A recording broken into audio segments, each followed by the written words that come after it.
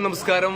ഒരു സംരംഭത്തെ പരിചയപ്പെടുത്തുകയാണ്. 19 വർഷമായിട്ട് പയ്യന്നൂരിൽ പ്രവർത്തിക്കുന്ന snow white power laundry and dry cleaning സെന്ററിന്റെ ഒരു പുതിയ സംരംഭം പയ്യന്നൂർ സെന്റ് മേരീസ് ഗേൾസ് ഹൈസ്കൂളിന് മുൻവശത്തുള്ള കോംപ്ലക്സിൽ പയ്യന്നൂർ MLA ടി.ഐ. മധുസൂദൻ ഇന്ന് ഉദ്ഘാടനം ചെയ്യുകയാണ്. ഈ ഡ്രൈ ക്ലീനിംഗ് കൂടാതെ സാരി പോളിഷിംഗ്, അതുപോലെ തന്നെ സ്റ്റീം അയേണിംഗ് തുടങ്ങിയ സംവിധാനങ്ങളാണ് ഈ സെന്ററിൽ ഒരുക്കിയിട്ടുള്ളത്. ഇതുമായി ബന്ധപ്പെട്ട വിശദാംശങ്ങൾ അതുപോലെ തന്നെ അതുമായി ബന്ധപ്പെട്ട കാഴ്ചകളും പ്രേക്ഷകർക്ക് വേണ്ടി പങ്കുവെക്കുന്നു. പച്ചവെളിച്ചത്തിന് വേണ്ടി രാജീവൻ പച്ച.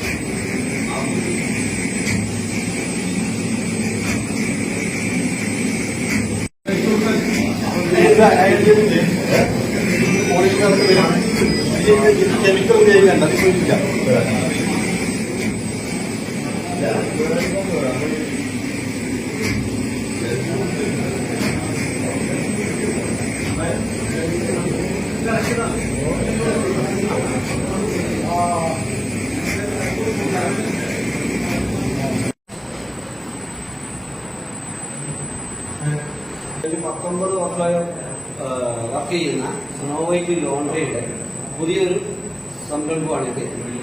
ഇതിന്റെ പ്രത്യേകത എന്ന് പറഞ്ഞാൽ ഇത് സാരി, നമ്മുടെ കൂടിയ സാരികൾ, അതായത് ഈ വർക്ക് സാരികൾ, ചെണ്ടുള്ള സാരികൾ, എല്ലാ സാരികളും പോളിഷ് ചെയ്യാനും അയൺ ചെയ്യാനും നമ്മുടെ വീടുകളിലാവാതെ ഡ്രൈ ക്ലീൻ ചെയ്ത് പോളിഷ് ചെയ്ത് അയൺ ചെയ്യാൻ പറ്റിയ ഒരു മെഷീനാണിത്.